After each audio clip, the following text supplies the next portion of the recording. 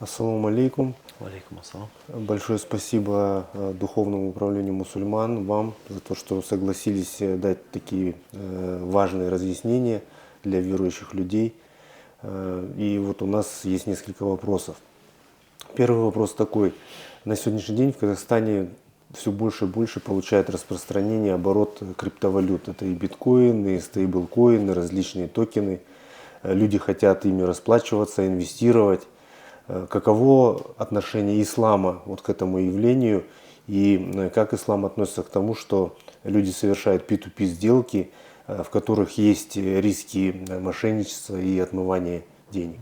Ну, касательно криптовалюты, в частности биткоинов, токенов и так далее, у нас вот в позапрошлом году, если не ошибаюсь, Совет улемов Духовного управления мусульман Казахстана выпустили фетву, где говорится о запретности криптовалюты в целом. Есть некоторые ученые, которые разрешили это, но в целом большинство ученых по всему миру, исламских ученых, запрещают. И есть несколько ключевых критериев. Например, непривязанность валюты к активам, не контролируется это законом. И есть высокий риск различных махинаций. И есть ценовые скачки, да, резкие, вот как мы на практике в действительности видим. И есть высокий риск потери вообще средств. Поэтому наши ученые остановились на том мнении, что это разрешать нельзя на данном этапе. Но в будущем, если государство уже рассмотрит, будут какие-то платформы, то, возможно, фетва тоже будет пересмотрена. Это нормально, да? Есть такое правило, фатава ятагайру беззаман бильмакан. Фетвы меняются в зависимости от времени, места и обстоятельств. Касательно P2P тоже есть фетва. В прошлом году она у нас вышла. И тут наши ученые тоже остановились на запретности этого. И вообще 99% ученых говорят по миру, что это запрещено. Есть различные пункты, нарушается опять же шариатское условие обмена валют, наличные за наличные. Да? Есть то, что расчет происходит не сразу, стороны могут или одна из сторон может отменить сделку. Есть такое понятие, как гарар, неопределенность, опять же, риски, темные схемы и так далее. Все это у нас запрещено. Должна быть прозрачность и соответствие шариатским нормам. Да, большое спасибо. Вот вы правильно заметили, на самом деле криптовалюты имеют достаточно большую волатильность. Есть такой термин, да, когда колебания в цене очень сильные происходят.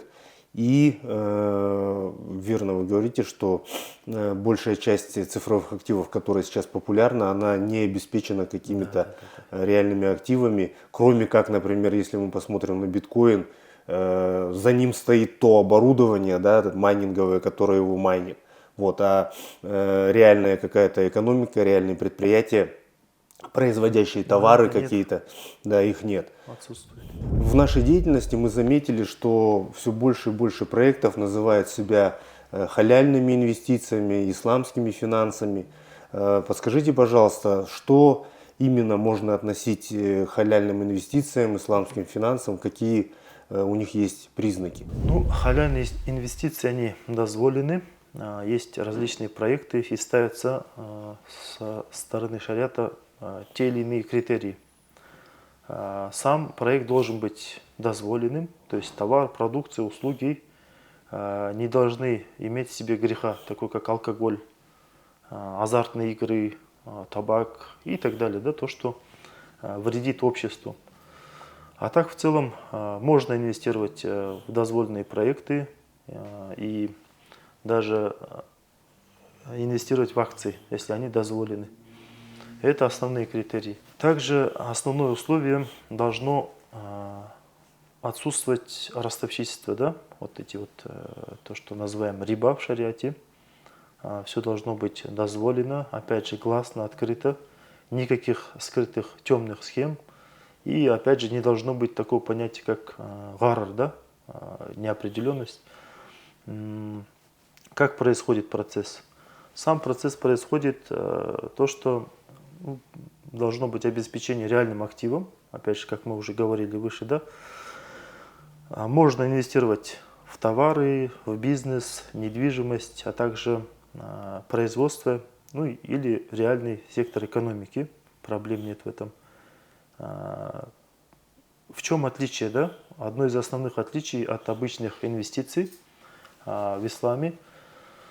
Вот в обычных инвестициях тебе могут гарантировать доход уже заранее, да? Ты получишь столько-то процентов.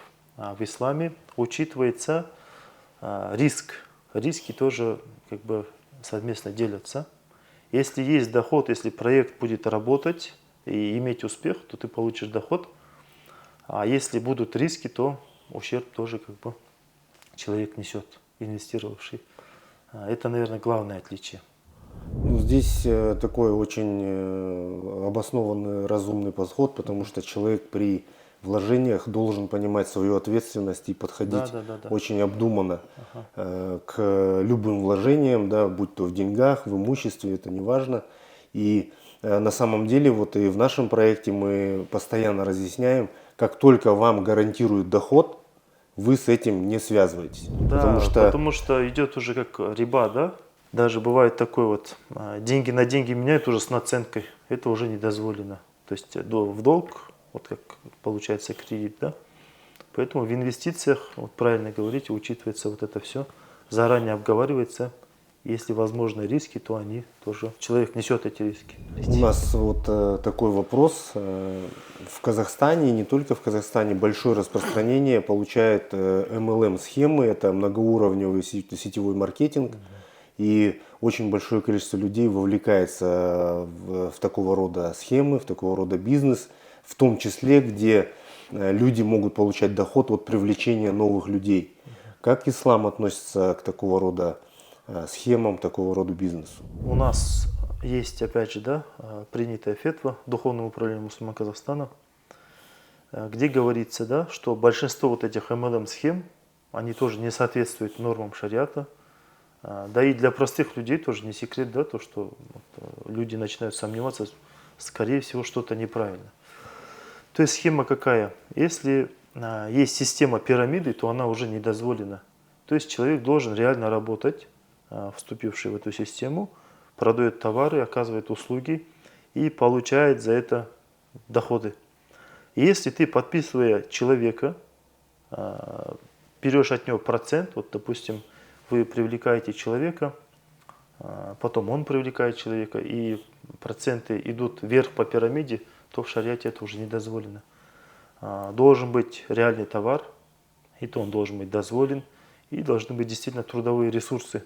То есть результат работы, деятельности, за это тебе должны платить, это уже другое дело. А именно эта схема, пирамида, она не дозволена. Особенно когда ты, одно из условий, ты должен еще купить товар, который тебе не нужен, это тоже не соответствует шариату. Вкратце это. Вот вы очень интересный момент затронули относительно покупки товара, который тебе не нужен.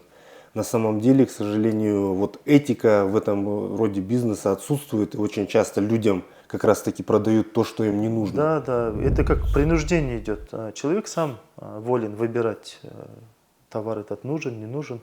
А так, если навязывают, то это уже неправильно. Да, и получается такая ситуация, что люди, купив товар, и при этом заплатив достаточно серьезные деньги по текущим меркам, по сегодняшним меркам, не умея вовлекать других людей, не умея продавать, остаются просто с этим товаром, теряют деньги и очень часто даже не используют этот товар. Вот, так и происходит, да, так и происходит. И по пирамиде все это вверх идет. В этих MLM-схемах еще даже ты не покупая товар, можешь просто вступительный как бы взнос, деньги заплатить. И по пирамиде вверх это все уходит определенным людям, которые всем этим руководят. Шариат это не одобряет категорически. Да, и вот именно такие схемы тоже очень часто в Казахстане появляются, когда никакого вообще товара нет, просто наличка двигается вверх, да, и нижестоящие ряды отдают вышестоящим. Вот, и кто уже там на последних стадиях зашел, они, конечно, там массово теряют. Да. В последнее время мы видим большой объем рекламы, который транслируется именно на верующих людей, в частности на мусульман. И эти проекты прикрываются шариатским соответствием правилам ислама. но при этом они могут быть зарегистрированы в офшорных зонах, у них нет публичной прозрачной отчетности, они не проводят аудит. Как относиться вот к такого рода проектам? Все эти темные схемы, они запрещены в шариате, потому что в целом проект, он должен нести пользу не только там одному человеку, от этого должны получать пользу и другие тоже, да? А так вот эти лозунги, вот много часто выходит рекламы в Таргете, да, в Инстаграме, в других социальных сетях. Это чисто маркетинговый ход, когда та или иная личность, будь то мошенник, они хотят просто заработать на этом. Им не важно, дозволенные методы, недозволенные, ненадлежащим образом.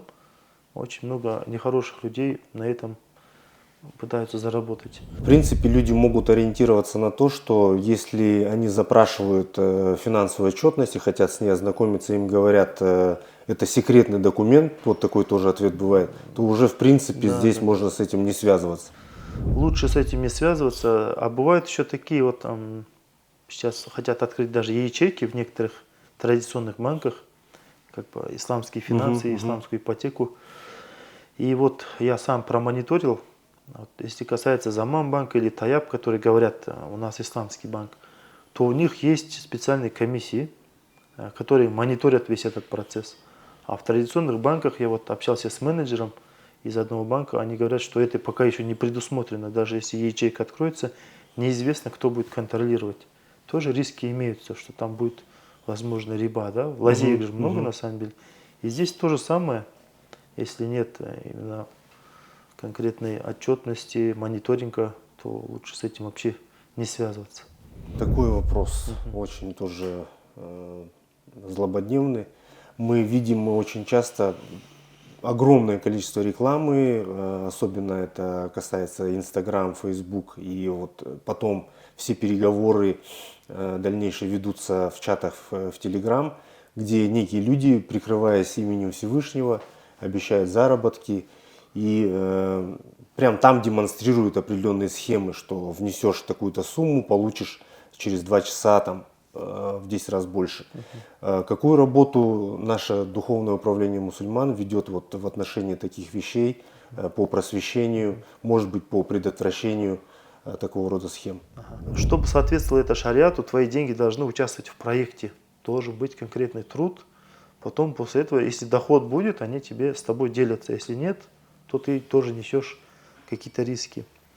Касательно вот второго момента, как это все контролируется, так как Духовное управление мусульман Казахстана ни надзорный, ни законодательный орган, то есть у нас нет такой компетенции, чтобы вмешивать или диктовать какие-то законы. Светская страна Казахстан.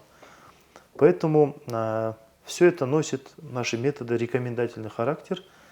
Где-то, да, мы с государством плотно взаимодействуем через управление по делам религии.